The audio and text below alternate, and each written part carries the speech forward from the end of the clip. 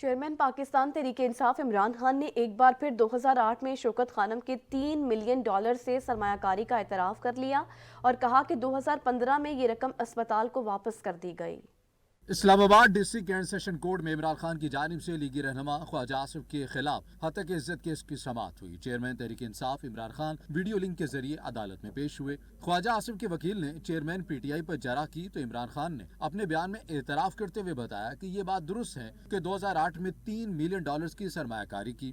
یہ رقم 7 سال ایچ بی جی گروپ کے پاس رہی اور 2015 میں شوکت خانم کو واپس دے دی گئی تھی۔ Chairman P T I Imran Khan نے کہا کہ ایچ بی جی گروپ کے چیف ایگزیکٹو امتیاز حیدری ہیں اور وہ بھی سرمایہ کاری کی منظوری دینے والی کمیٹی میں شامل تھے، لیکن انہوں نے ذاتی فائدے کے لیے سرمایہ کاری کی منظوری نہیں دی تھی۔ بورڈ میٹنگز میں اس سرمایہ کاری سے متعلق بات ہوئی تھی۔ خواجہ آصف کو لیگل نوٹس بھیجتے وقت سرمایہ کاری کی رقم واپس نہیں آئی تھی۔ معلوم نہیں کہ امتیاز حیدری پی ٹی آئی کے ڈونرز بھی تھے یا نہیں۔ شوکت خانم اسپتال کے لیے متعدد سمندر پار پاکستانی ڈونیشن دیتے ہیں۔